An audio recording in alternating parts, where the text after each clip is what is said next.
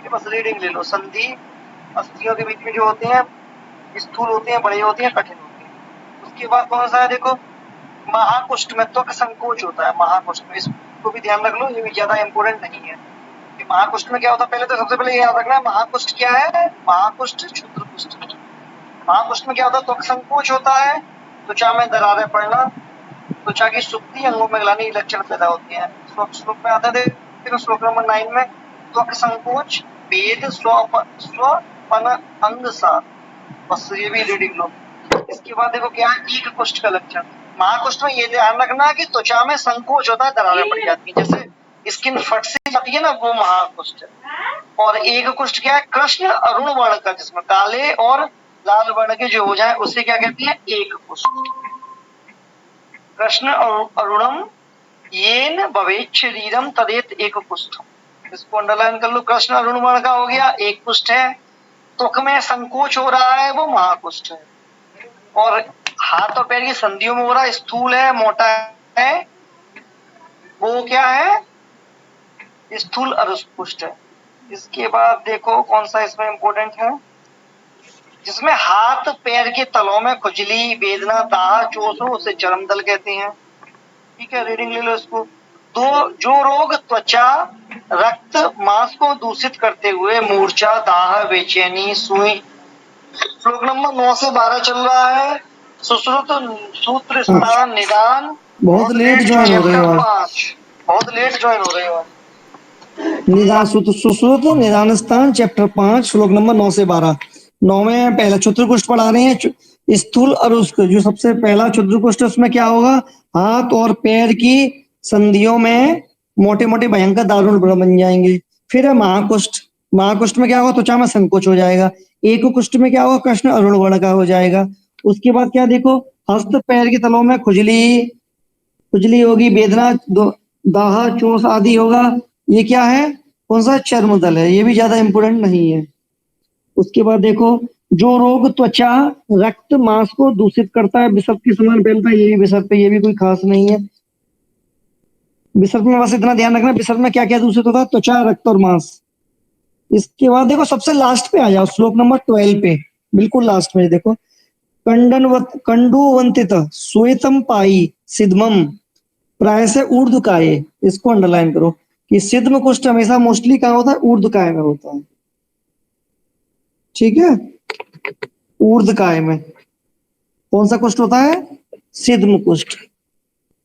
अब देखो इसको हिंदी में देखते हैं क्या, जो शरीर रोग शरीर के ऊर्ध्व भाग में, अर्थात हस्त है, छाती है, मुख, ललाट आदि स्थानों में प्रथम खुजली करके, कंडू करके श्वेत रंग के चकते बनाता है, श्वेत पाई सिद्धम है जो, और जिसमें कोई प्रकार की पीड़ा नहीं होती, और ऊर्ध्वकाय होता है। ऊर्ध्वकाय याद रखो, ऊर्ध्वकाय कौन सा है, सिद्धम कुष्ठ।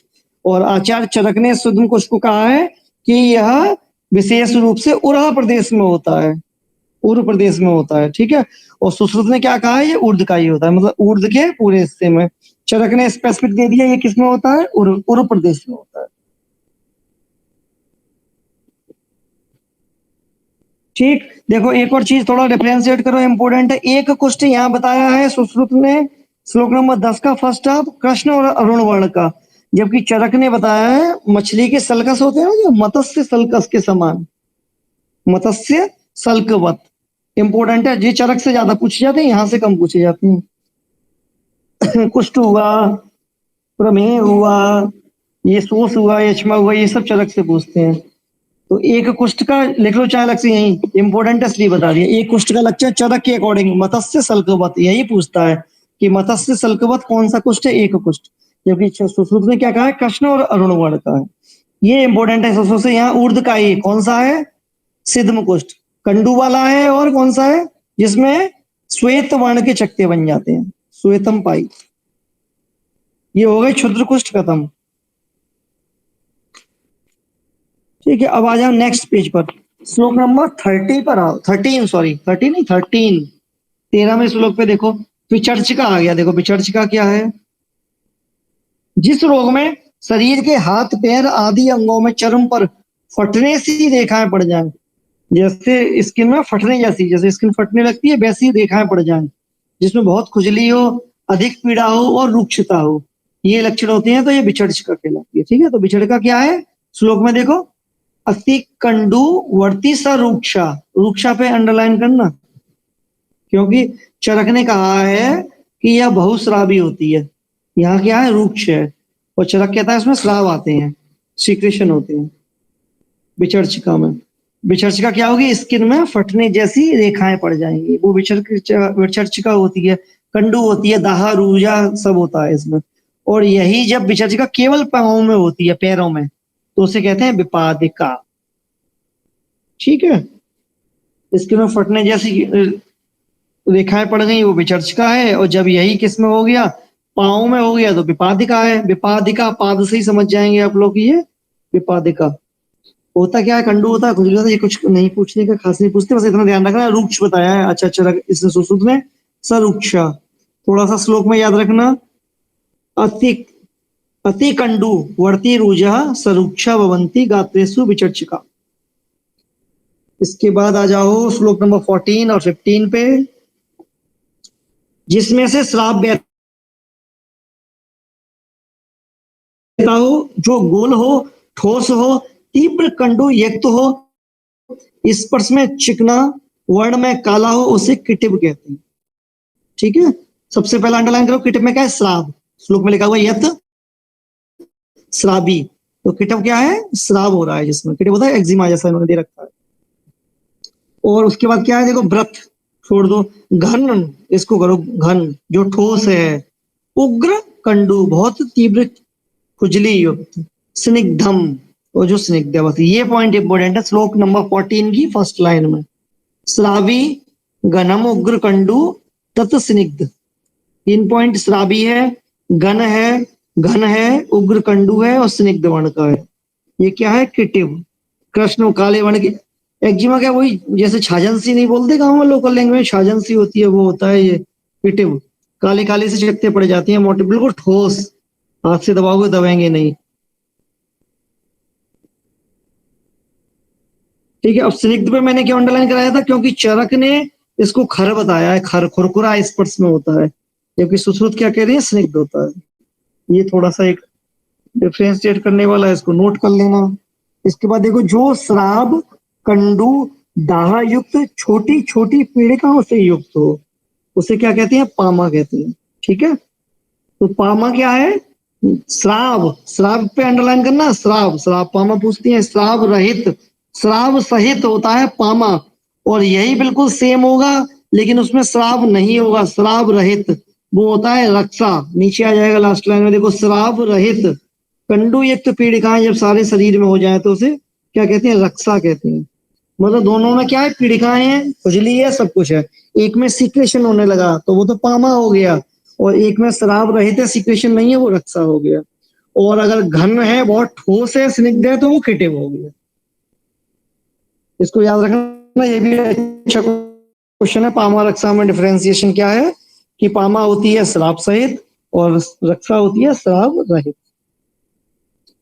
ये हो गई दोनों, विचर्चिका हो गई, रुक्ष होती है और स्किन फटने ही फट जाएगी, पैरों में होगी तो विपादिका हो गई, एड़ियां वेड़ियां फट नहीं जाती झाड़ों में, मोस्टली फीमेल में वो होती है विपादिका। किटिव हो गया, काला काला से जो पूरा छाजन बन जाएगी पैरों में। उग्र घन होगी, श्रावी होगी, कंडू युक्त होगी। और बाकी क्या है, पामा रक्षा क्या है, दोनों ही वो है जिसमें छोटे छोटे दाने निकल आएंगे, जैसे फुंसियां निकल आई, दाने निकल आए बहुत छोटे छोटे, तो दानों में केवल खुजली हो रही तो रक्षा है, और सीक्रेशन बनने लगा तो वो पामा हो गई। इसके बाद अगर श्लोक नंबर 16 पर 16 में देखो, दोषानुसार वर्ग। इसमें क्या है देखो, सबसे पहले इसमें देखो, वायु के प्रकोप से केवल परिसर्प होता है कुष्ठ। परिसर्प को कौन सा कुष्ठ होता है,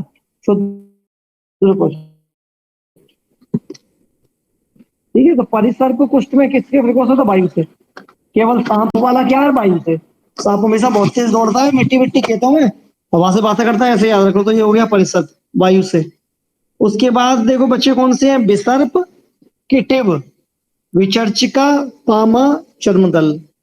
ये 5 किससे होते हैं, 1 2 3 4 5, हाँ, पित्त की बहुलता से होते हैं। इसका कोड लिख लो, ऐसे तो भूल जाओगे।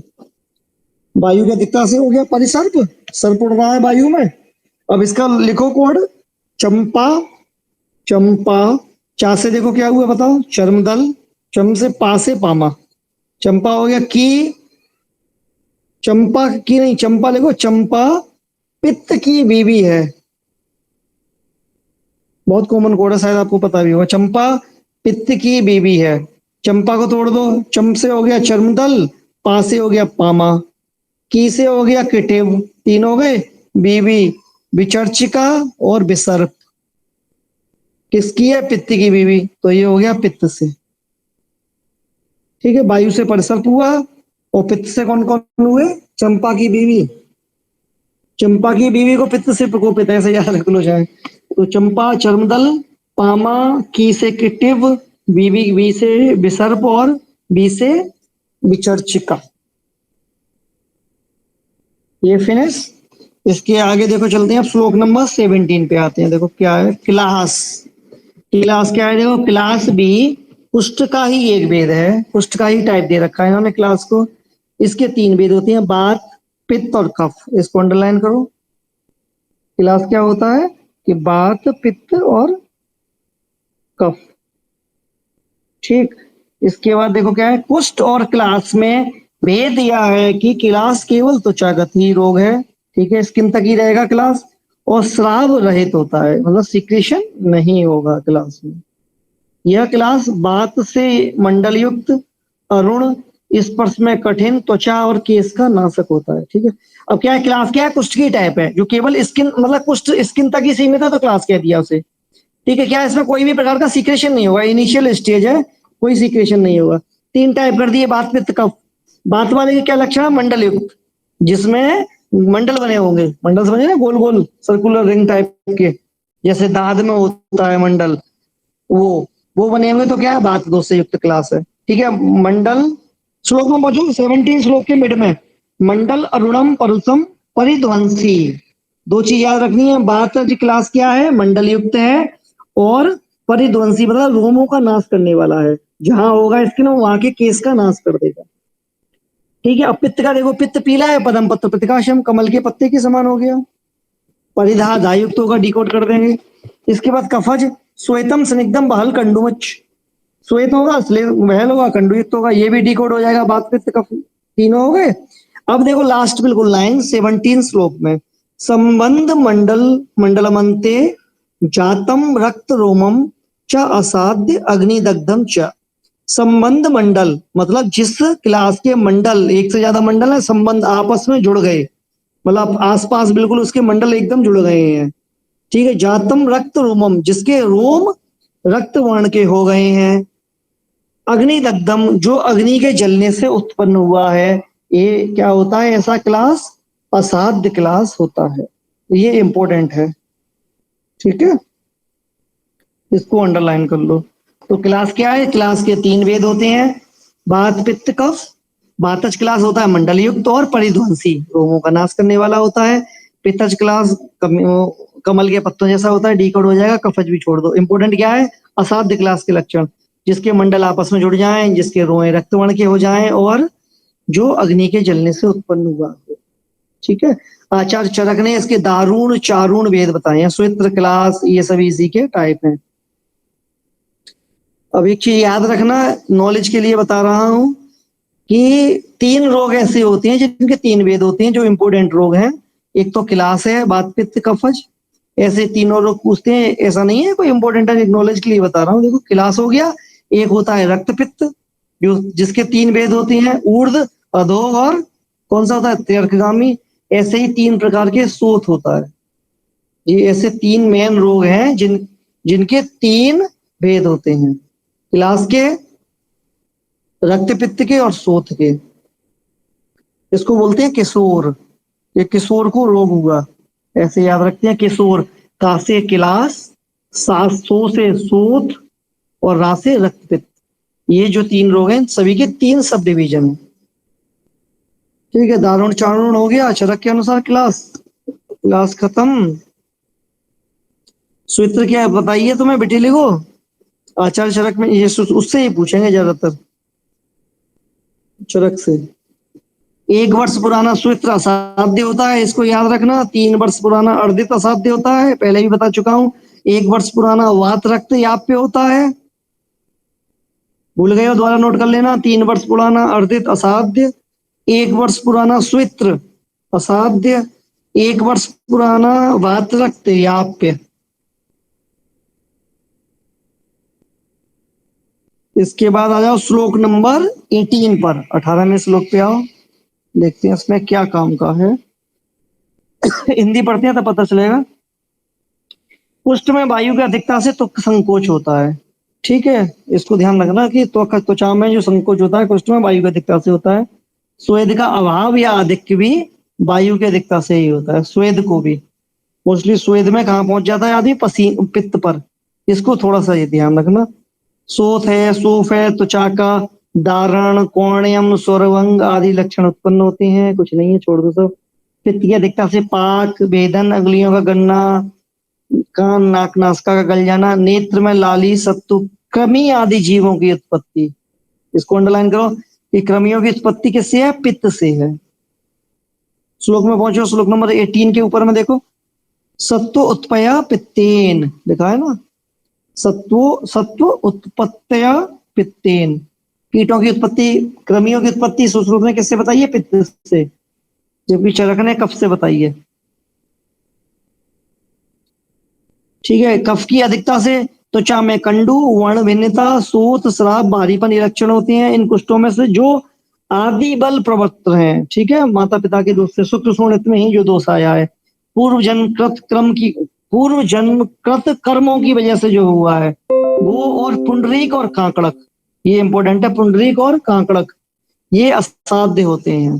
पुंडरीक कौन सा कुष्ठ था? वातस्था, पित्तस्था, कफस्था कौन सा था? अरुण तो बातस्था, नया नया अरुण लड़के का नाम हो गया, वायु हो गई। दद्दू पुंडरी कफस्ते, दोनों बड़े बूढ़े से हो गए। बच्चे बीच के और ऋषिका का पितस्ते।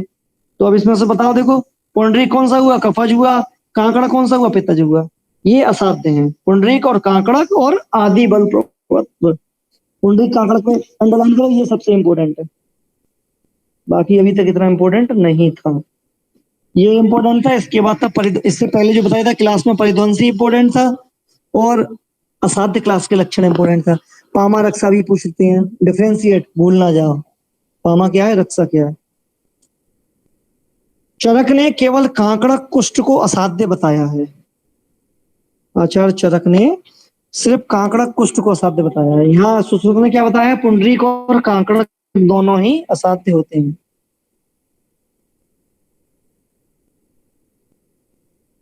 ठीक है, देखो श्लोक नंबर 18 के विमर्श की बिल्कुल लास्ट लाइन में पहले भी एक बार बता चुका हूं, पंचकर्म गुणातीतम कुष्ठम हंतीन मानवम।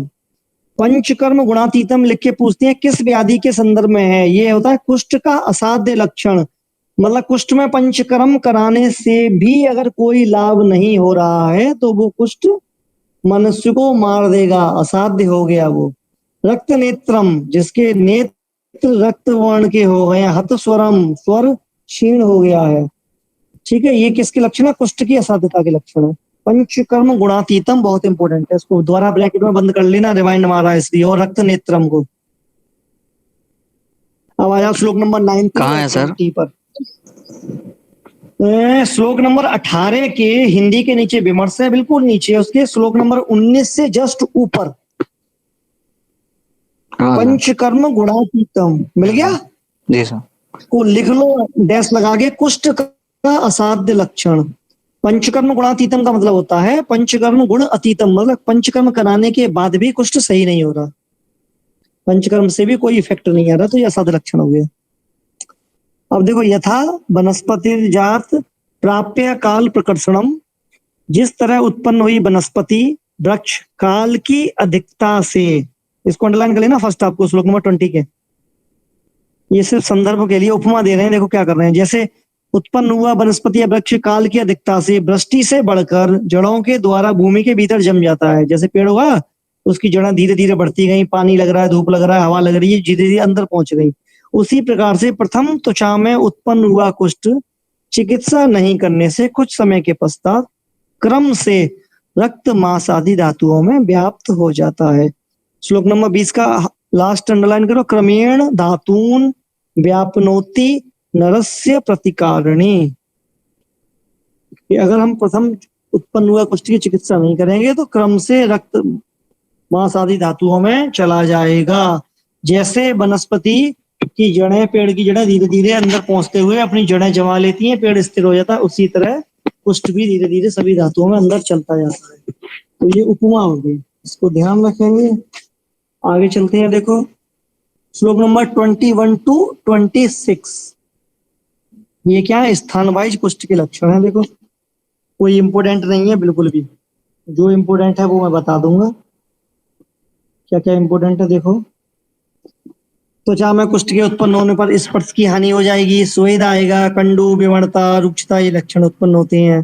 कुष्ठ के रक्त में उत्पन्न होने पर शून्यता, ठीक है, पसीने का अधिक आना, खुजली, दुर्गंधित पूरी का निकलना लक्षण उत्पन्न होते हैं। कुष्ठ के मांस धातु में होने से शरीर में मोटापन, मुख शोष, मुख शोथ, इसको अंडरलाइन कर लो बस, श्लोक में अंडरलाइन करो। श्लोक नंबर 23, वक्त्र शोषश्च कार्कस्यम, मुख में शोथ होना और शरीर में कार्कस्यता मतलब कृशता का आना।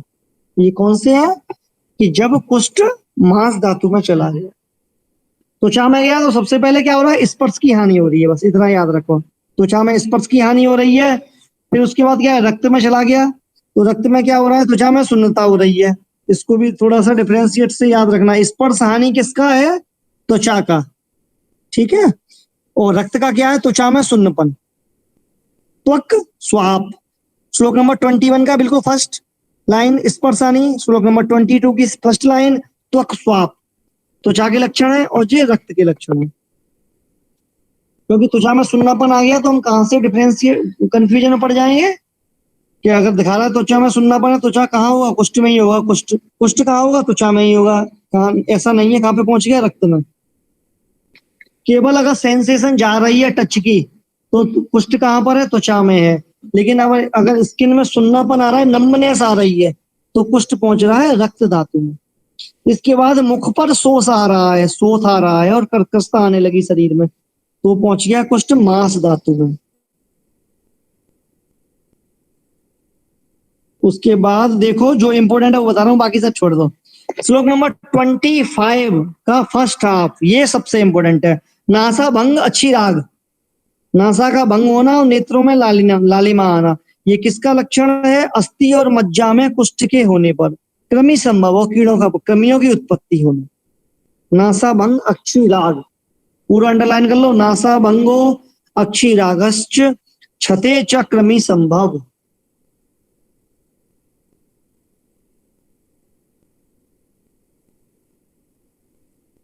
ठीक है, और देखो श्लोक नंबर 26 का बिल्कुल फर्स्ट, कॉर्नियम, उंगलियों में वैकलता आना, ये किसका लक्षण है, शुक्र में आश्रित होने पर कुष्ठ का।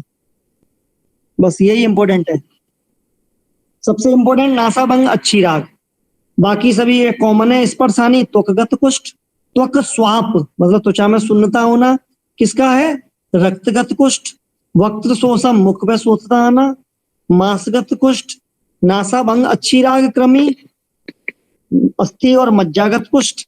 और कॉर्नियम मतलब अंगुलियों में वैकलता आना, पैर की छोटी छोटी उंगलियां टेढ़ी बेढ़ी होना, वो होता है कौणता, किसका, शुक्रगत कुष्ठ। सर मेद का कोई कुछ नहीं है क्या, मेद का, मेद में तो कुछ नहीं मेद का है, बताया।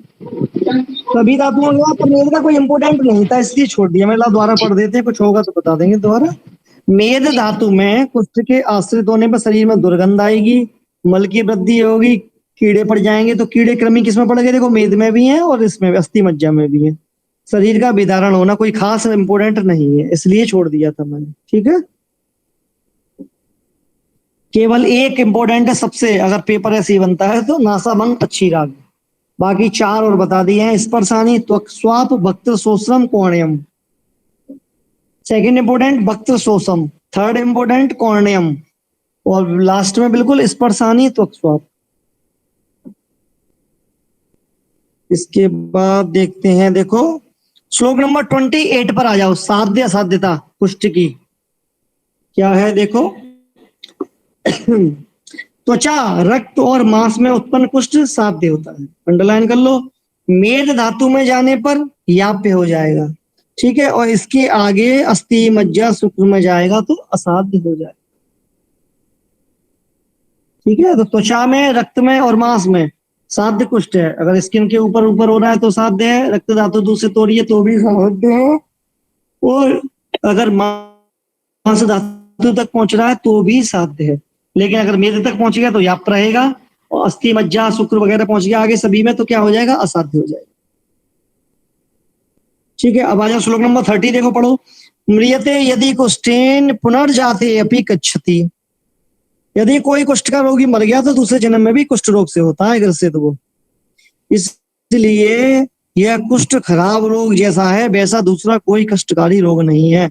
नातः कष्टतरो रोगा यथा कुष्ठम प्रकीर्तम, ठीक है। इसको बस ध्यान रखना कि उपमा के लिए, जैसे उपमा के लिए अभी बताया था ना पेड़ वाला, तो चादी धातु में जाता, ऐसे ही है कि ये किसके लिए कहा गया है, कौन सा था फर्स्ट आप, यदि कुष्ठेन पुनर्जाति अपि गच्छति, अगर कुष्ठ से मर गया दोबारा कुष्ठ होगा। ना अतः कष्टतर रोगो, इसके लिए कहा गया कुष्ठ के लिए, इसको अंडरलाइन करो, ना अतः कष्टतर रोगो, श्लोक नंबर 30 का मिड। इसके बाद सब छोड़ दो, कुछ नहीं है। श्लोक नंबर 32 और 33 पे आओ, ठीक है। इसको देखो, हिंदी में सबसे पहले क्या लिखा है, औपसर्गिक रोग प्रसरण हेतु, औपसर्गिक रोगों के फैलने के कारण। तो औपसर्गिक रोग क्या होते हैं, जो एक छुआछूत वाले रोग या उपसर्ग से, हाँ हाँ। तो इसमें सुश्रुत में ये रेफरेंस आ गया, कहाँ पे वर्णन है, सबसे पहले निदान स्थान चैप्टर 5 में, इसको भी ध्यान रखना इस चीज को। निदान स्थान चैप्टर 5 में औपसर्गिक रोगों का वर्णन किया है। देखो क्या लिख रहा है, प्रसंगाद गात्र संस्पर्श निश्वास साथ सह भोजनात्, हिंदी में पढ़ो, रोगग्रस्त स्त्री का स्वस्थ पुरुष के और रोगग्रस्त पुरुष का स्वस्थ स्त्री के साथ करने से, शरीर के स्पर्श से, श्वास मिलाने से, जैसे राजक्षमा, निमोनिया, रोहिणी आदि रोग होते हैं, सह भोजन से, ठीक है, सह सैया से, साथ में एक ही बिस्तर का प्रयोग करने से, साथ बैठने से, सह अचपी, सह आसन चापी, वस्त्र माल्यानुलेपनात्, एक ही वस्त्रों का माला का या लिप का प्रयोग करने से, ठीक है। तो इसमें श्लोक में अगर ध्यान रखना चाहो तो इसको ध्यान रखना, सेकंड वाले को, 32 का सेकंड हाफ, ये एक बार आ चुका है, ये किस रोग के लिए, सहसैया, आसन चापी, वस्त्र माला अनुलेपत, मतलब सहसैया साथ में सोने से, इसमें रोगी के वस्त्र बताएं, वस्त्र, रोगी की माला, लगाए हुए लेप आदि से। नेक्स्ट आ जाओ, कुष्ठ, ज्वर, शोष, नेत्र अभिष्यंद, 4 रोगों का सुश्रुत ने वर्णन किया, चारों पे अंडरलाइन कर लो। ये 4 ये औपसर्गिक रोग हैं जो सुश्रुत ने बताए हैं, कुष्ठ, ज्वर, शोष और नेत्र अभिष्यंद। कुष्ठ हो गया यही स्किन डिसऑर्डर, ज्वर हो गया, शोष यक्ष्मा हो गया, और नेत्र अभिष्यंद क्या हो गया, कंजक्टिवाइटिस। एवच औपसर्गिक रोगाश्च संक्रमाति नरम, मतलब ये औपसर्गिक रोग एक मनुष्य से दूसरे मनुष्य को संक्रांत करते रहते हैं, छुआछूत की बीमारी। तो क्या है इसमें ध्यान रखने का कि औपसर्गिक रोगों का वर्णन कहाँ पे आया है, सबसे पहले सुश्रुत निदान स्थान, सुश्रुत में सबसे पहले निदान स्थान चैप्टर 5 में, कुष्ठ निदान में, ठीक है। क्या क्या कारण बताइए इन्होंने, संग भोजन करने से, संग बैठने से, संग उठने से, सांस लेने से, एक ही सैया का प्रयोग करने से, सेम वस्त्रों का प्रयोग करने से, सेम लेप, मतलब जैसे आजकल की दृष्टि से देखा जाए साबुन वाबुन का एक सा प्रयोग करने से, वस्त्र माला का प्रयोग करने से ये रोग होते हैं। कौन से रोग 4 बताए, कुष्ठ, ज्वर, शोष, नेत्र अभिष्यंद, इसको ध्यान रखना, ये चारों रोग एक व्यक्ति से दूसरे रोग में फैल जाते हैं, ठीक है। ये हो गई इन्फेक्शियस डिसीज, कुष्ठ हो गया फिनिश, ठीक है। अब आ जाओ नेक्स्ट चैप्टर कौन सा है अपना, विमान स्थान, अरे यार क्या बोल रहा हूँ, सॉरी, प्रमेय निदान, प्रमेय निदान स्टार्ट करते हैं। श्लोक नंबर, सर भगंदर पढ़ा दिया क्या, भगंदर पढ़ा दिया क्या, हाँ नंबर टीचर है क्या? हाँ सर, वो मैंने उसमें आपने कुछ इम्पोर्टेंट नहीं बताया था क्या? मेरा छूट गया है सर। आप एब्सेंट हो गए होंगे। सर मैं बगल में अभी पढ़ा आज दिया। आपने पढ़ाया है, अभी आज आपने आज पढ़ाया। नहीं, नहीं आज तो कुछ के बीच से पढ़ाया है, कुछ पहले ही हो गया था। हमने पढ़ाया आज ठीक श्लोक है। नंबर हाँ जी सर। 5 से। ठीक मतलब है सर, पहले करा ठीक दिया है तो absent हो गया हूँ। सर, ठीक है सर, ठीक है। ठीक है, अब आ जाओ किस पर, प्रमेय पर। प्रमेय और खत्म करते हैं आज, वैसे ही छुट्टी लग गई थी 2 दिन। श्लोक नंबर 3, देखो थोड़ा स्पीड में खींचेंगे। प्रमेय के कारण मोस्टली सबको पता होता है, दिन में शयन करने से दवा स्वाप। ठीक है, व्यायाम न करने वाले, ये व्यायाम करने वाले लिख दिया है हिंदी में, ऐसा नहीं है, व्यायाम न करने वाले। आलसी हैं, पुरुष हैं, शीतल स्निग्ध मधुर मेदवर्धक आहार का, अधिक पतले अन्न का पान का सेवन करने वाले मनुष्य को प्रमेय होगा, ऐसा जान लेना चाहिए। तो क्या लिखा है, दिवा स्वाप, इसको अंडरलाइन करो, दिवा स्वाप। और आचार्य चरक ने क्या लिखा है, आस्या सुख आसनम, आस्या सुख लिखा है।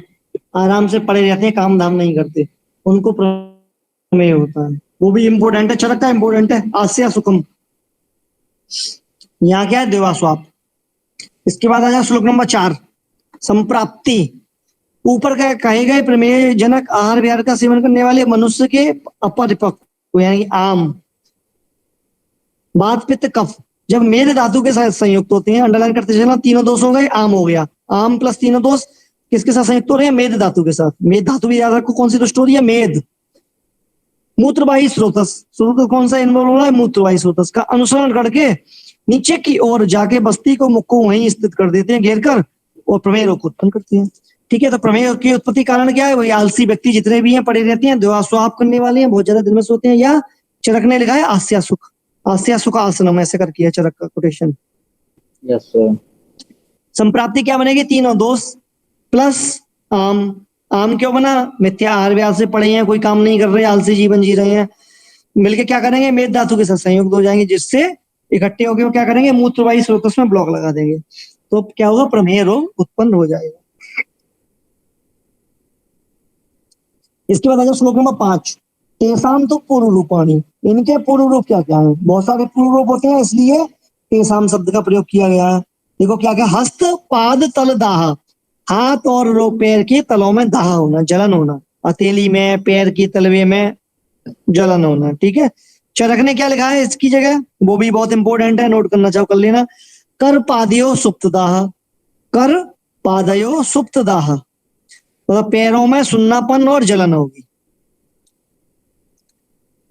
हाथ, अब इसी में लौटते हैं यही, हाथ के तल में और पैरों के तल में दाह होता है, अंगों में चिकनाई होती है, चिपचिपापन आता है, मधुर शुक्ल मूत्रता, मतलब ब्लड शुगर इतनी ज्यादा बढ़ गई कि वो यूरिन में आने लगी, तो मधुर और शुक्ल वर्ण का यूरिन हो गया। ठीक है, मधुर शुक्ल मूत्रता, तंद्रा साध पिपाशा दुर्गंध, श्वास श्वास में दुर्गंध, तालु गल जिह्वा दंतेसु, तालु में, गले में, जिह्वा में मल की उत्पत्ति होना, इसको भी अंडरलाइन करो, ये इंपॉर्टेंट अच्छा है पॉइंट। तालु गल जिह्वा दंतेसु मतलब मलोत्पत्ति, कि तालु गले में और जिह्वा में दांतों में मल की उत्पत्ति होगी। जटिली बाहम केसानाम, केसों का, बालों का आपस में परस्पर गुथ जाना।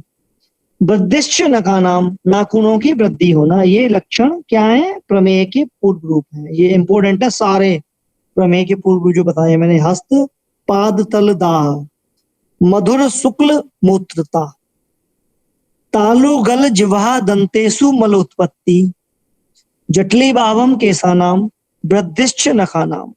ये एज इट इज उठा के कभी कभी रख देता है, जटली भावम केसानाम वृद्धिश्च नखानाम, किसका लक्षण है, प्रमेय का पूर्व, क्योंकि एसिडिटीज बिल्कुल सेम यही है, बस उसमें शायद नखानाम वृद्धि करके होता है, वो होता है यक्षमा का, राजयक्षमा का। यहाँ वृद्धिश्च नखानाम है, वहां शायद नखाना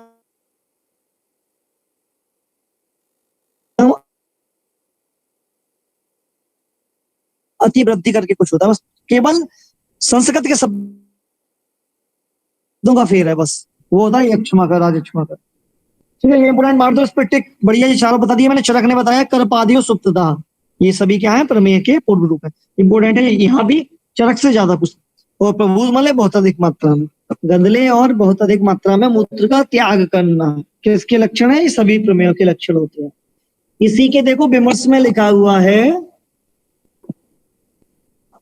सामान्यम लक्षणम तेसाम प्रभुता आबिल मूत्रता। यहाँ क्या है, आबिल प्रभुत मूत्रता, उन्होंने उल्टा लिख दिया, प्रभुता आबिल मूत्रता। ये है भागवत का, ये भी इंपॉर्टेंट है, पूछेगा नहीं संस्कृत का भागवत का, वो सिर्फ ये पूछ लेगा ये किसका लक्षण है, ये है प्रमेय का। चाहे तो ये लिख देगा आबिल प्रभुत मूत्र लक्षण, या क्या लिख देगा प्रभुत आबिल मूत्रता। हमें क्या याद रखना है, प्रमेय का लक्षण है। तो ये भी याद रखना बहुत अच्छा कि आबिल पहले आएगा गंधला सुश्रुत, और ज्यादा बार बार प्रभुत मतलब बार बार करेगा आ गया पहले, तो ये भागवत का।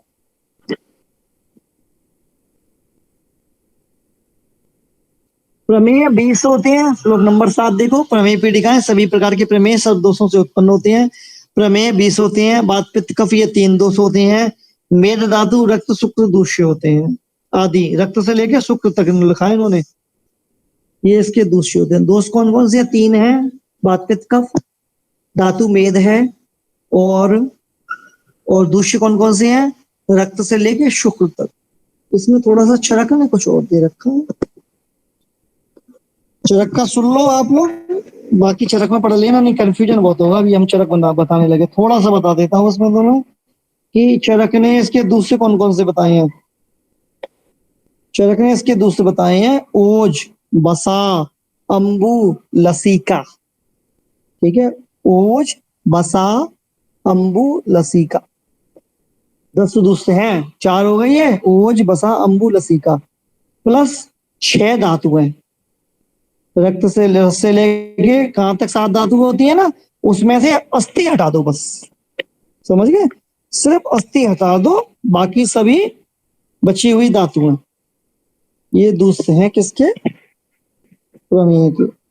चरक के ही ज्यादा इंपोर्टेंट है, याद रखना। 10 दूसरे होते हैं। ओज, बसा, अंबु, लसीका, ओवल होता है इसका code OVAL, OVAL, V victory वाली, ओ से ओज, वी से वसा, ए से अंबु और एल से लसीका, प्लस 6 धातु, टोटल 10 दूसरे हो गए। धातु कौन सी नहीं है, अस्थि नहीं है। रस, रक्त, मांस, मेद, मज्जा, शुक्र है। ठीक, अब आ जाओ इनके भेद। श्लोक नंबर 8 पर लौट आते हैं वापस फिर से। कफज में कौन कौन से हैं, देखो, कफज से उदक मेह, इच्छु मेह, सुरा मेह, सिक्ता मेह, सने मेह, लबड़ मेह, पिष्ट मेह, सांद्र मेह, शुक्र मेह, फेन मेह, ये 10 प्रमेय उत्पन्न होते हैं। ठीक है, कफज प्रमेय कितनी हो गई, 10 ही उन्होंने माने हैं, चरक ने, भागवत ने भी 10 माने हैं। लेकिन डिफरेंस क्या है, सुश्रुत ने मान लिए हैं कौन से, ये फेन और लवण, ये चरक ने नहीं माने हैं।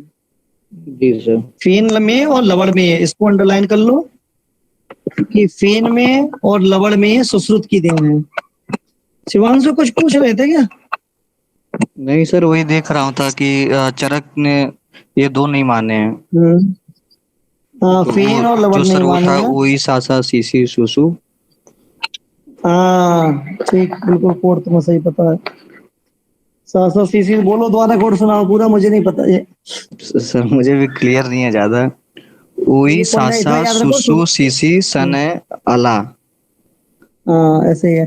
तो सीता और वही लाह में, लाल में, अला में, ये माने हैं चरक ने। उसकी जगह मान लिए कौन से सुश्रुत ने, फेन और लवड़, फेन में और लवड़।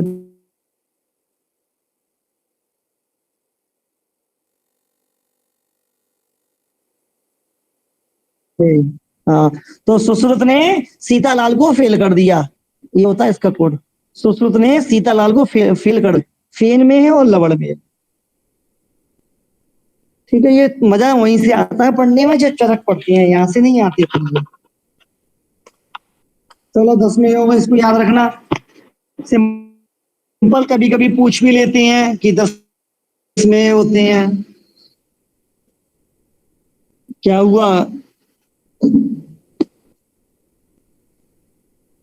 अब देखो इसमें इंपॉर्टेंट क्या है, समक्रियत्वात्, कि समान क्रिया होने से दोषी और दूसरी की, ये क्या होते हैं, सुख साध्य होते हैं। दोष क्या है, ये मोस्टली कफज है, और दूसरी क्या था हमारी, मेद धातु थी यहाँ, तो जो हम मेडिसिन यूज में लाएंगे, जैसे उष्ण चीज यूज की, जो क्रिया आहार विहार यूज किया, मेडिसिन यूज की, तो वो कफ और मेद का इजीली समन कर देंगे। इसलिए ये समक्रियत्वात कही जाती हैं कि इनकी क्रिया समान होती है दो दूसरों की, इसलिए आसानी से सुख साध्य होती है।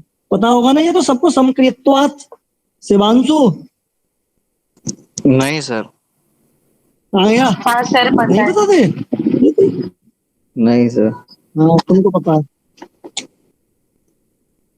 ठीक है, तो कफज में कितने थे? 10।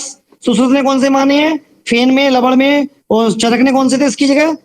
शीत में और आलान में। हाँ, अलाम। और क्या था? सुश्रुत ने सीतालाल को फेल कर दिया। ठीक है, और क्या है? समक्रियत्वात की वजह से ये सुख साध्य होते हैं। समक्रियत्वात का मतलब हुआ कि जो इनके दोष और दूसरे हैं तुल्य गुण वाले हैं, तुल्य गुण वाले। दोष क्या है? कफज है, कफ है। और दोष क्या था? मोस्टली सुश्रुत में यहाँ क्या है? मेद धातु। हमेशा मेद धातु का ही तो बताया उन्होंने, मेद सबसे ज्यादा रहेगी। इन्वॉल्वमेंट बाकी सबका होगा, लेकिन मेद मेन है। तो मेद और कफ को समन करने वाले सेम गुण वाली मेडिसिन वगैरह आसानी से यूज में आ जाती है। सेम क्रिया रहती है, कोई विषम क्रिया होती नहीं है, इसलिए सुख साध्य हो जाती है। इसमें देखो आगे लिखा भी है नेक्स्ट पेज पर, कफज में साध्य है क्योंकि दोष कफ और दूष से मेद मज्जा दोनों ही रुक्ष उष्ण होते हैं, कटुतिक्त कषाय से शांत हो जाती हैं, इसलिए इनकी चिकित्सा समान होती है। और दोष और दूसरों का तुल्य होना सुख साध्यता का भी लक्षण है। जैसे ज्वर में है, ये लिखा है ना, ज्वरे तुल्य दोषत्वम प्रमेय तुल्य दूषिता। दूषों का तुल्य के एग्जाम्पल दिए ना, ज्वर प्रमेय। रक्त गुल्म हमेशा पुराना ही सुख साध्य होता है। बाकी मोस्टली ज्यादा डिजीज क्या होती है? पुराने होने पर कच्च साध्य होती जाती है, लेकिन रक्तज गुल्म पुराना ही सुख साध्य होता है। इसके बाद कोई आ जाओ श्लोक नंबर 9 पर, पित्तज प्रमेय। कौन कौन से हैं पित्तज से? देखो यहाँ 6 इन्होंने माने, नीलाहारा, अम्ल क्षार, मेह मंजिष्ठ और रक्त। यही है, मेह मंजिष्ठ रक्त, नील हरिद्र अम्ल क्षार। नीलाहारा, अम्ल क्षार, मंजिष्ठ रक्त, 6 में हो गई है। ठीक है, चरक ने कौन सा माना था? अम्ल की जगह, बस इसको अंडरलाइन कर लो। अम्ल नहीं माना चरक ने, वहां चरक ने लिखा है काल में। Yes sir. जो अपोजिट होते हैं ना, जो नहीं माने जाते, बस वही इंपॉर्टेंट सबसे ज्यादा होते हैं। हरा नीला, अम्ल क्षार, मंजिष्ठ रक्त। मंजिष्ठ क्या होता है? ब्लड प्यूरिफायर होता है, और रक्त हो गया, इसलिए पित्त पित्त याद रख लो। ये 6 प्रमेय हो गए। ये क्या होते हैं? ये होते हैं याप्य। दोष और दूसरे की प्रतिकूल चिकित्सा होने से। लिखा है विषम क्रियत्वात, इसको भी ब्रैकेट में बंद करो। एज इट इज पूछते हैं, विषम क्रियत्वात कौन से प्रमेय के लिए है, या पित्तज प्रमेय क्यों याप्य होते हैं? विषम क्रियत्वात का भी मतलब यह होता है, जैसे अभी क्या था? समक्रियत्वात था, दोष और दूषियों का तुल्य गुण वाला होना। यहाँ क्या है? थोड़ा सा अपोजिट हो जाएगी चिकित्सा, पित्त आ जाएगा ना, इसलिए ये क्या हो जाएंगे? याप्य हो जाएंगे।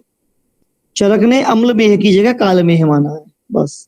अब आ जाओ बातज में, ये सभी असाध्य होते हैं। देखो, बात प्रकोप से सर्पी, बसा, छौद्र और हस्ती, ये 4 मेहमाने हैं इन्होंने बात से। ये क्या होते हैं? महात्य क्रियत्वात, धातुओं का अत्यंत विनाश करने से असाध्य होते हैं। महात्य क्रियत्वात का मतलब होता है विरुद्ध उपक्रम चिकित्सा, बिल्कुल विरुद्ध होती है इनकी। बात दोष का है, बात का शमन करने के लिए आप मधुर अम्ल रस स्निग्ध गुणों का सेवन करेंगे, तो मधुर और स्निग्ध गुण दोनों ही क्या कर देंगे? मेद धातु को प्रकोपित कर देंगे। और अगर मेद धातु को समन करने के लिए हम रुक्ष उष्ण का प्रयोग करेंगे, तो वो बात का को बढ़ा देंगे। तो बिल्कुल जस्ट एकदम विरुद्ध उपक्रम होने की वजह से और धातुओं का बहुत अधिक नाश करने से इनको क्या बोलते हैं? महात्य क्रियत्वात। ये बातज प्रमेय असाध्य होते हैं। ठीक है, कितने प्रमेय हो गए? कफज प्रमेय कितने हैं? 10 हैं। ये पढ़ लेना कौन से हैं, मुझे कोड वोड नहीं ध्यान रहते इनके, बस मेन इंपोर्टेंट ये है कि सुश्रुत ने माना है फेन में और लवण में, और चरक ने मानी है इनकी जगह सीता में और अलाल में। बाकी पूछेगा तो वहीं से पूछेगा, चरक से। और क्या होते हैं? ये समक्रियत्वात होते हैं, सुख साध्य होते हैं। पित्तज में पे आ जाओ, नील हरिद्र अम्ल क्षार मंजिष्ठ रक्त। ठीक है, ये पित्तज में होते हैं, ये विषम क्रियत्वात होते हैं। चरक ने अम्ल मेह की जगह काल मेह माना है। इसके बाद आता है कौन सा? बातज में। ये होते हैं सर्पी, बसा, छौद्र और हस्ती। देखो इन्होंने मधुमेह नहीं लिखा है, छौद्र में लिखा है सुश्रुत में, इसको याद रखना। छौद्र में है, ये छौद्र में ही मधुमेह है। ये क्या होते हैं, महत्क्रियत्वात् की वजह से ये असाध्य होते हैं, बिल्कुल विरुद्ध उपक्रम की वजह से। इसके बाद देखते हैं कौन सा काम का है, कोई काम का नहीं। अब आ जाओ श्लोक नंबर 12 पे, कफज प्रमेह के लक्षण। देखो क्या क्या है इसमें, काम का कुछ होगा निकाल लेंगे। उदक मेह वाला व्यक्ति स्वेद वेदना रहित जल के समान मूत्र का त्याग करता है। ठीक है, कोई खास नहीं है, ठीक और कर दोगे।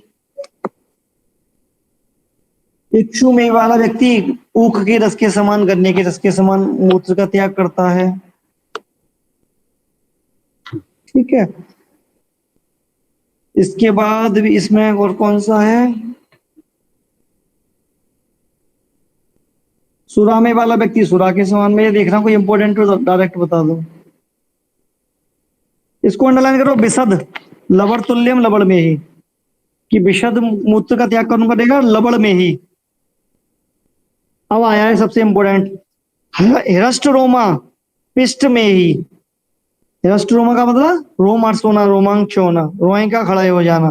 किसका है, पिष्ट में ही का। हष्टपुष्ट से याद रखना, हष्टपुष्ट, हष्टपुष्ट प्रमेही कौन सा, हिरष्ट रोमा पिष्ट में ही का लक्षण है। पिष्ट में ग्रसित व्यक्ति रोमांच युक्त होता है। पिष्टी रस जल में घुले हुए आटे के समान मूत्र का त्याग करता है। आविलम सांद्रम, सांद्र में ही, सांद्र गाढ़े गाढ़े मूत्र का त्याग करेगा। शुक्र तुल्यम, शुक्र के समान मूत्र का शुक्र में ही करेगा। स्तोकम स्तोकम सफेनम, फेन में ही। इसको अंडरलाइन करो, स्तोकम स्तोकम सफेनम। स्तोकम स्तोकम सफेन का सफेनम का मतलब होता है कि बार बार, स्तोकम स्तोकम बार बार, धीरे धीरे, फिर से, बार बार, झागदार। जैसे थोड़ा थोड़ा करेगा ना, थोड़ा थोड़ा, स्तोकम स्तोकम थोड़ा थोड़ा, और झागदार। ये कौन सा में हो गया, फेन में। फेन झागदारी तो होता है, और लवण में फेल, यही दो थे अलग सुश्रुत के, तो इन दोनों का याद रख लो कि विशद गुण वाला मूत्र लवण में ही का होता है, और फेन में का क्या होता है, स्तोकम स्तोकम सफेनम। सफेनम से तो पहचान लोगे, फेन में ही। स्तोकम स्तोकम याद रखना, थोड़ा थोड़ा, बार बार। और जो अच्छा क्वेश्चन है, हृष्ट रोमा पिष्ट रस तुल्यम पिष्ट में ही। हृष्ट रोमा रोमांचयुक्त, और पिष्टी आटे की पिष्टी के जो जल में घोल के आटा का कलर बनता है, लेई जैसा, वैसा होगा पिष्ट में ही मूत्र का त्याग। कफज में के लक्षण फिनिश। आगे चलते हैं, देखो क्या है नेक्स्ट। आ जाओ पेज पर, पितज में ही के पे आ जाओ। देखो पितज में ही पे क्या है, नील मेह ग्रस्त व्यक्ति फेन युक्त का। इसको ध्यान रखना, सफेनम अच्छम नीलम, कि नील मेह वाला अभी झागदार कर रहा है। कहाँ कंफ्यूजन हो सकता है इससे, फेन वाले से थोड़ा सा, इसलिए इसको हम ध्यान रखेंगे कि पित्त में, नील मेही में भी झाग आएगा। सफेनम अच्छम कौन सा है, पित्तज में। पित्तज में कौन सा प्रमेय में, कौन सा, नील मेही। इसके बाद देखो और आगे कौन सा है इसमें, सदाहम, सदाहम श्लोक नंबर 13 चल रहा है। सदाहम दाह युक्त कौन सा है, हरिद्रा। अम्ल रस अम्लगंधी हो गया। क्षारम प्रतिमम क्षार में ही हो गया। मंजिष्ट तक प्रकाशम मंजिष्ट में ही हो गया। सोडित प्रकाशम सोडित में ही हो गया। बाकी सब सेम है, कोई इसका खास नहीं है, बस ये दो ही अलग है। सफेनम कौन सा है, नील में ही, और सदाहम हरिद्रा में ही। मतलब हल्दी युक्त, हल्दी जैसे युक्त नहीं, हल्दी जैसे वर्ण का है तो कौन सा है, दाह जलन करने वाला है, और नील में है तो झागदार। दो ही बस निकले हैं काम के इसमें से, और कुछ नहीं है। अब इसके बाद श्लोक नंबर 14 पर। अब आ जाओ बातज प्रमेय के कौन से हैं, देखो। सर्पी प्रकाशम सर्पी में ही, घी के समान आवे वाला सर्पी में ही हो गया। बसा प्रकाशम बसा में ही हो गया। चौद्रस वर्णम चौद्र में ही। मत मांतंग बदन बदनु प्रबंधम। मत मांतुंग है ये, मत मांतुंग मतलब मत वाले हाथी के समान। जो बातवार मूत्र का त्याग करता है वो होता है हस्ती में ही। तो इसको अंडरलाइन कर लो बस, मत मांतुंगम, मत वाले हाथी के समान। हो गए फिनिश। तीनों कफज में कौन से काम के थे, कि सबसे पहले उदकमोही श्वेत वर्ण का, उसके बाद विशद लवण में ही, उसके बाद हृष्ट रोमा पिष्ट में ही, स्तोकम स्तोकम धीरे बार बार थोड़ा थोड़ा फेन में ही, ये चार। इसके बाद पित्त में ही में कौन सा था, झागदार नील में ही, और जलन युक्त हरिद्र में ही, और मत मान तुंग बदन मुद मतलब मतवाले हाथी गज के समान बार बार जो मुत का त्याग करे वो हस्ती में ही, ये बात आ जाए। सर आज के लिए इतना ही काफी है। बोरिंग हो गएगा? हाँ जी सर। पढ़ लो, बहुत है, मुझे क्या है, पढ़ना है किसी को, बस बहुत है। पढ़ा दीजिए सर, कोई दिक्कत नहीं है। हाँ, अब तू पढ़ाकू पढ़ाएगा बेटा है। थोड़ा सा बाकी है। रहने दीजिए चलो सर फिर। ना पढ़ लो, चल सर चल पढ़ लो थोड़ा सा ही दोनों साथ बाकी में। है, इतना प्रमेय कंप्लीट करवा दीजिए। करना क्या कह रहे हो, पढ़ना है? हाँ जी सर। मैं तो फुल मूड में हूँ पढ़ाने के, क्योंकि क्लास मिस हो गई थी ना 2 दिन। राखी, सर प्रमेय कंप्लीट करवा दीजिए। राखी, प्रमेय करवा दीजिए। ठीक है पढ़ो ध्यान से। बोरिंग हो रही हो तो 1 मिनट का ब्रेक ले लो, जाओ प्रमेय कंप्लीट कर लो। ठीक है, मैं भी 1 मिनट में आता हूँ, ऐसे ही होल्ड रखो।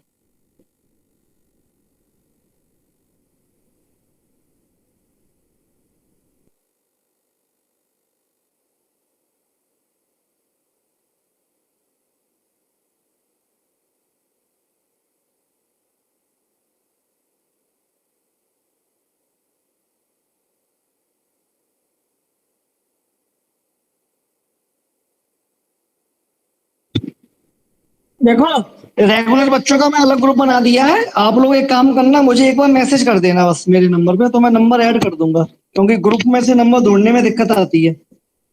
1-2 बच्चों ठीक के है तो पता है सर। मुझे। ओके ठीक है, तो सभी लोग अपने अपने बस उसमें मेरे नंबर पे मैसेज छोड़ देना, मैं ऐड कर दूंगा उसमें। जी सर।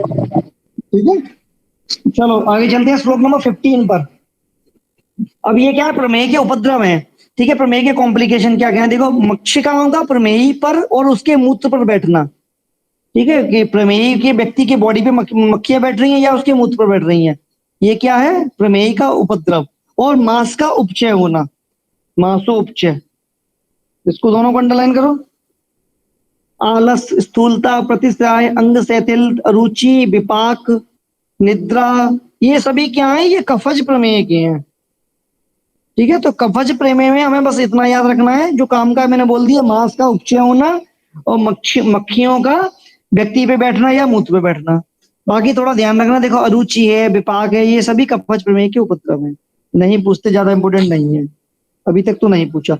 अब जो इंपोर्टेंट है वो इसको अंडरलाइन करो। ब्रसण, ब्रसण योर अवतरणम, मतलब टेस्टिस का फट जाना, जो आवरण है पूरा स्क्रोटम का, उसका फट जाना, ये किसका है, पित्तज प्रमेय का उपद्रव है। ये सबसे इंपॉर्टेंट है, आता है क्वेश्चन इससे, कि वृषण आवरण अवतरण, कि वृषण के आवरण का अवतरण या दृढ़ होना, फटना स्क्रोटम का, ये किसका लक्षण है, पित्त का। तो यहीं से उठा के पूछेगा, वृषणयोर अवतरणम कौन सा है, पित्तज प्रमेय का उपद्रव।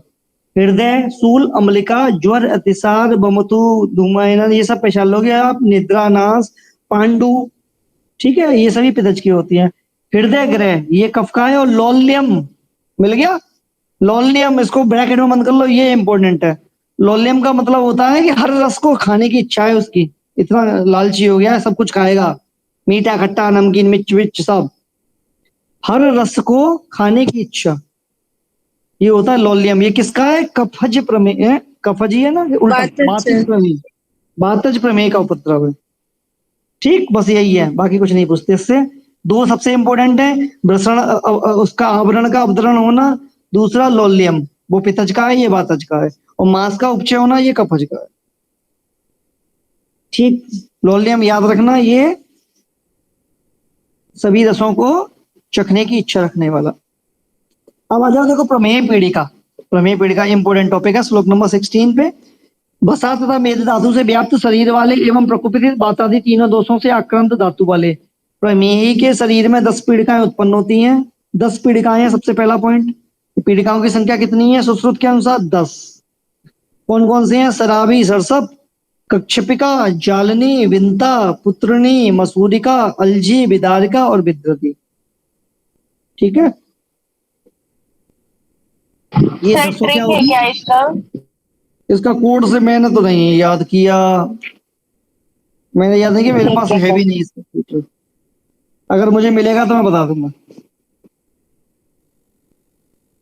ठीक है सर। ठीक है, ये हो गई 10। अब आचार चरक ने कितनी बताई है? 7। और 3 उन्होंने कौन सी नहीं मानी है? मसूर की पुत्री की विदा करनी है। मसूर की पुत्री की विदा करनी है। मसूरिका, पुत्रनी और विदारिका, ये तीनों किसने मानी है? सुश्रुत ने मानी है। बची हुई बाकी 7 कौन कौन सी? सराविका, सरसपिका, कक्षपिका, जालनी, बिंता, अलजी, विद्रदी, ये बची हुई 7 हैं। चरक ने भी मानी है, बागवट ने भी मानी, नहीं सॉरी, चरक ने मानी है 7। और सुश्रुत और बागवट की सेम है 10। और 3 एक्स्ट्रा कौन सी है? मसूर की पुत्री की विदा करनी है, तो मसूरिका, पुत्रनी और विदारिका, ये तीनों एक्स्ट्रा किसने मानी है? सुश्रुत ने। दोबारा सुनो, जो क्वेश्चन पूछते हैं पीड़िकाओं की संख्या कितनी है? 10। चरक के अनुसार 7, सुश्रुत बागवट के अनुसार 10।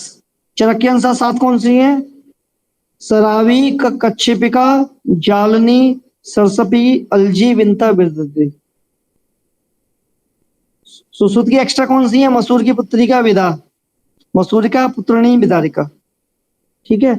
और एक और होता है इंपोर्टेंट जो पूछ लेते हैं, काश्यप। काश्यप ने 8 मानी है। चरक की 7 प्लस अरूषिका, अरूषिका ये मानी है काश्यप ने। ये इंपोर्टेंट है जो मैं बता रहा हूँ रुशिका क्वेश्चन। सर, रुशिका रूसिका, रूशिका,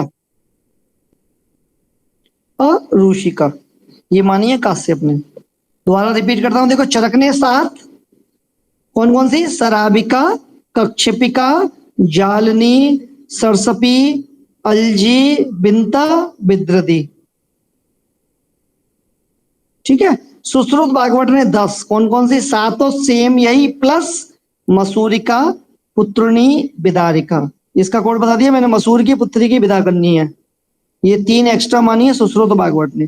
काश्यप ने 8 मानी है, चरक वाली 7 प्लस अरूषिका। ठीक है। एक और आती है कुलथिका, लिखना चाहो लिख लो। कुलथिका ये मानी है भोज ने। कुलथिका प्रमेय पीड़िका मानी है भोज ने। कुलथी की दाल होती है ना, वैसी। अब देखो उन्होंने आगे बस चलते हैं। एक मानी है, बोझ नहीं, ने बस एक मानी है। नहीं 9 मानी है, 9 लिख लो, फिर लो डिटेल ही लिखना है तो भोज ने 9 मानी है। हो गया सर। उन्होंने कुलथिका एक्स्ट्रा मान ली है। ठीक है, 8 और बाकी बची हुई है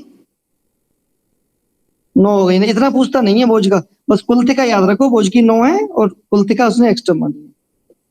इसके बाद आजा श्लोक नंबर 17 से 21 तक, इनके लक्षण देखो क्या क्या है। देखो क्या है, सराविका में क्या है? निम्न मध्या। अंडरलाइन करो श्लोक नंबर 17 का पहला, निम्न मध्या, जो मध्य में गहरी है। सराविका समझ गए ना तुम? जैसे दीवला होता है ना, उस डिजाइन में। जैसे हम अभी हथेली बनाए अपनी, मतलब उसकी अगर हम बाहर से डायमीटर टाइप देखेंगे तो बनेगा कॉन्केव, कॉन्वेक्स। कॉन्वेक्स अंदर से गया, नाव जैसा सराविका। समझ गए या नहीं समझ गए? सराविका शराब संपुट होता था पहले, जिसमें रायता पीते थे शादियों में, गाँव में, बीच में गहरा, साइड से उठा हुआ, वो होता है सराबिका। तो ये शराब का, हाँ शराब का होती है निम्न मध्या, बीच में धसी हुई। ठीक है। इसके बाद देखो क्या है, कक्षपिका, गौर सरसप, सरसपिका हो गई, ये तो हम पहचान लेंगे, सरसप की दाना जैसी। उसके बाद नेक्स्ट है श्लोक नंबर 18, सदाह कूर्म स्थाना, इसको अंडरलाइन करो। सदाह कूर्म स्थाना, जलन युक्त है कूर्म स्थान, कक्षपिका, जिस जो कि कछुए की पीठ जैसी होती है। ये चरक में बताएंगे बढ़िया डिटेल इसका। इसके बाद आगे तीव्र दाही, दाह, जालनी, इसको याद रखना, तीव्र दाह से मांस जाल समृद्ध, मांस के जाल के समान होगी, वो आप पहचान लोगे, जाल नहीं है, जाल जैसी। लेकिन तीव्र दाह से भूल जाओगे, तो तीव्र दाह बहुत ज्यादा जलन हो रही है, वो जाल नहीं है। ये इंपॉर्टेंट है, अब तक ये तीनों बताए हैं इसमें, सबसे इंपॉर्टेंट यही है कि तीव्र दाह युक्त कौन सी है? जालनी। इसके बाद ये इंपॉर्टेंट है, महती पीड़िका नीला, महती बड़ी पीड़ा है नीली वाली, ये होती है बिनता। ये शायद पृष्ठ पे होती है, चरक में बताया, इसका डिटेल उधर या पृष्ठ पे होने वाली है ये बिनता। ठीक है। इसके बाद देखो महत्य अल्प आचिता, छोटी छोटी पीड़िकाएं, जो छोटी छोटी पुत्री हैं, बेटियां छोटी छोटी पुत्रनी, उसके बाद देखो श्लोक नंबर 20, स्फोटवती, जिसमें फफोले से पड़ गए हैं, ये कौन सी है? अलजी। ठीक है, बस ये इंपॉर्टेंट है, कुछ नहीं है बाकी, छोड़ दो। दोबारा बोल रहा हूँ, देखो निम्न मध्या शराबिका हो गई, सदाह कूर्म स्थाना कच्छपिका हो गई, तीव्र दाह जालनी होगी, सबसे इंपॉर्टेंट। उसके बाद नीले वर्ण की महती पीड़िका नीला बिनता हो गई, ये भी इंपॉर्टेंट। उसके बाद मैत्य अल्पचिता छोटी छोटी है, पुत्रणी है, और स्फोटवती अलजी है। बाकी कुछ नहीं आ रहा। विदारिका, विदारिका जैसी विदारिका हो गई। बाकी सब किससे पढ़ेंगे? चरक में। बढ़िया, यहाँ से सिर्फ यही दो हैं, तीव्रदाह और महती पीड़िका नीला विनता हो गई। नीले वर्ण की, ऐसे पूछते हैं नीले वर्ण की कौन सी पीड़िका है? विनता। इसके बाद आ जाओ, देखो आगे श्लोक नंबर 23, असाध्य पीड़िकाएं कहाँ कहाँ होती हैं? देखो गुद प्रदेश में, हृदय में, सिर में, स्कंद में, पृष्ठ में और मर्म स्थान में उसमें उत्पन्न एवं उपद्रव युक्त पीड़िकाएं असाध्य होती हैं। इसको अंडरलाइन कर लो। गुदे हृदय शिरस्ये पृष्ठे मर्माणी च उत्थितम्। ठीक, इसके बाद आगे आ जाओ, देखो कुछ भी नहीं है काम का। 25-26 में एक बार देख लो, जिस मनुष्य में प्रमेय के पूर्व रूप के लक्षण दिखाई देने लगे और मूत्र की राशि भी कुछ अधिक हो जाए, वो प्रमेय ही है। या जिस मनुष्य में प्रमेय के पूर्व रूप के पूरे या आधे लक्षण दिखाई दे और मूत्र की मात्रा भी अधिक बढ़ जाए, ऐसे प्रमेय होना चाहिए। छोड़ दो, कुछ नहीं है। श्लोक नंबर 28, मधुमेही चलने से खड़ा रहना, खड़े रहने से बैठना, बैठने से लेटना, लेटने से निद्रा लेना अधिक अच्छा मानता है। मतलब मधुमेही के व्यक्ति को चलने से अच्छा लगेगा खड़े रहने में, खड़े रहने से अच्छा लगेगा बैठने में, बैठने से अच्छा लगेगा लेटने में, लेटने से अच्छा सोने में लगेगा। ठीक है, इसके बाद कुछ नहीं है। देखो देख रहे हैं कुछ काम का है तो बताते हैं। ठीक है, हाँ, इस श्लोक को ध्यान रखना। स चापी 28 गमनात् स्थानम स्थान दासन मिच्छति। हालांकि इतना डीप पूछते नहीं है। आसनाद विड़ुतो सह्याम शयनात् स्वप्नम इच्छितम। चापी गमनात् स्थानम, गमन करने से खड़ा रहना, स्थानम आसनम, खड़े रहने से बैठना, आसनाद विड़ुते, बैठने से लेटना, सह्या जय शयनात्, लेटने से निद्रा, स्वप्नम इच्छति, निद्रा लेना अधिक अच्छा लगता है। किसको? प्रमेय को। और कुछ काम का नहीं। ये श्लोक बिल्कुल लास्ट में देखो नीचे लिखा हुआ है, इस श्लोक के नीचे, सभी प्रकार के प्रमेयों की प्रारंभ अवस्था में चिकित्सा न करने से वो मधुमेह के रूप धारण कर लेते हैं और अब असाध्य हो जाते हैं। ठीक है, तो जो प्रमेय हुए हमने उनकी चिकित्सा नहीं की तो वो किस में कन्वर्ट हो गए? मधुमेह में। इसको ध्यान रखें। ये आचार्य सुश्रुत कहते हैं कि सभी प्रमेय मधुमेह में कन्वर्ट हो जाते हैं। मधुमेह शब्द का वर्णन कर दिया इन्होंने, जबकि वातज प्रमेय में मधुमेह का नाम दिए नहीं दिया उन्होंने। क्या कहा? क्षुद्रमेह। क्षुद्रमेह के जो लक्षण बताए हैं उसकी तुलना मधुमेह से की जाती है। लेकिन यहाँ उन्होंने लास्ट में क्लियर लिखा कि सभी प्रकार के प्रमेय, चाहे कपज हो, चाहे पित्तज हो, चाहे वातज हो, उसको हम चिकित्सा नहीं करेंगे, प्रतिकार नहीं करेंगे तो वो लास्ट में मधुमेह में ही कन्वर्ट हो जाए। ठीक है, प्रमेय निदान खत्म। अब आता है उदर निदान। ये पढ़ना कल, उदर और मूढ़ का कल पढ़ाते हैं। ठीक है, अब सो जाओ अपने आराम से। पूछना हो कुछ पूछ लो।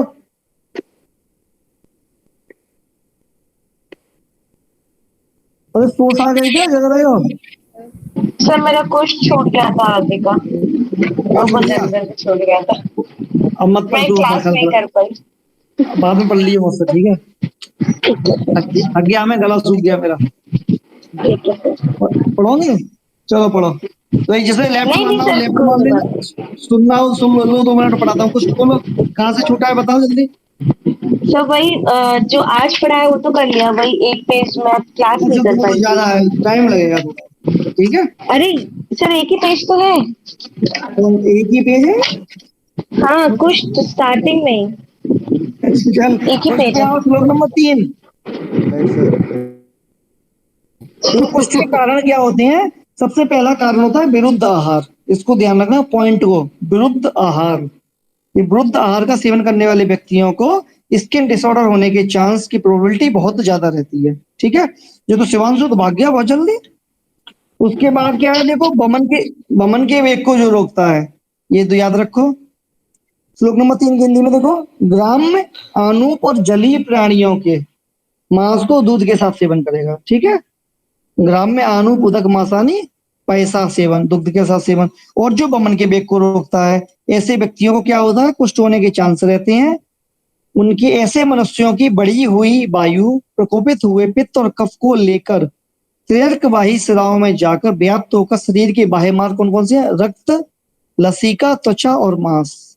इसको ध्यान रखना, इसको अंडरलाइन कर लो, रक्त, लसिका, त्वचा और मांस।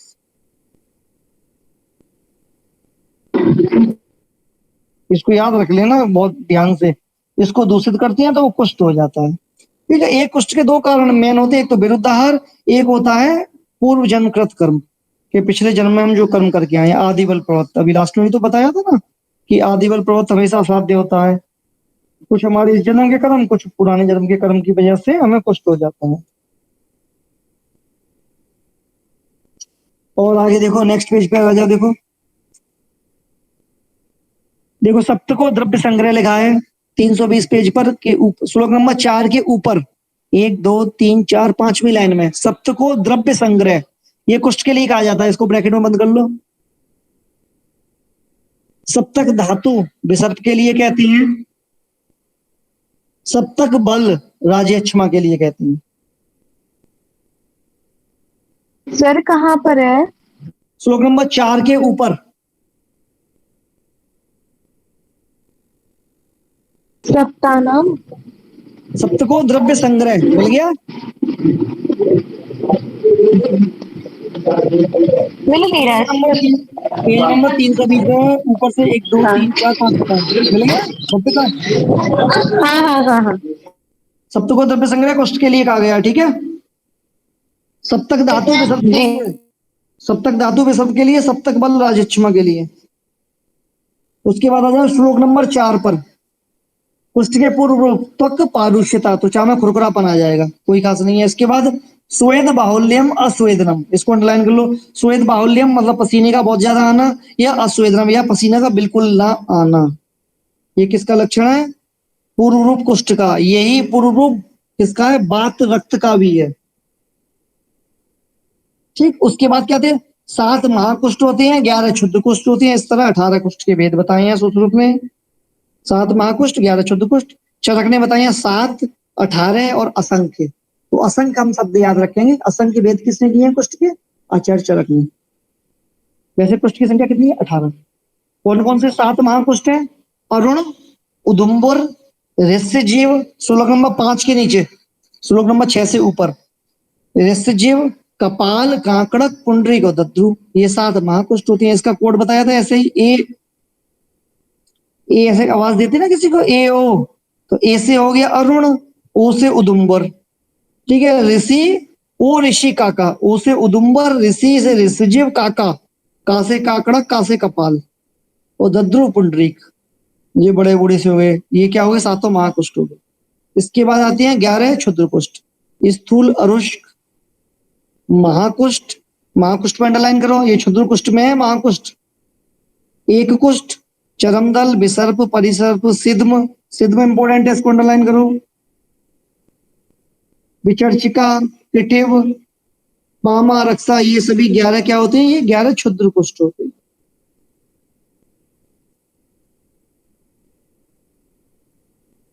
ठीक है।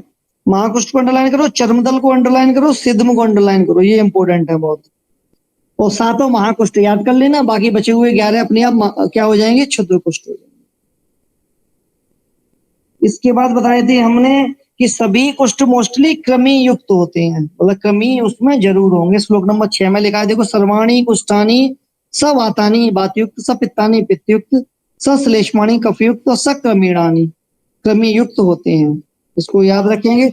लेकिन कृमि इसमें भी विशेष रूप से जो पित्त दोष वाले कुष्ठ हैं वहां कृमि हो गए ही होंगे, ठीक है। बात की अधिकता से अरुण होता है, पित्त की अधिकता से ये बीच वाले होते हैं, और ऋषिका का उदुम्बर, ऋष्यजीव, कांकड़क, कपाल, और कप से होती है दद्रु और पुंडरी, ठीक है। ये हो गए। इसके बाद आज बताया था श्लोक नंबर 8, यहीं से स्टार्ट हो गया। हाँ जी सर। ठीक है बेटा, okay. Sir thank you sir. Thank you sir. Good night sir. Thank you good sir. Night.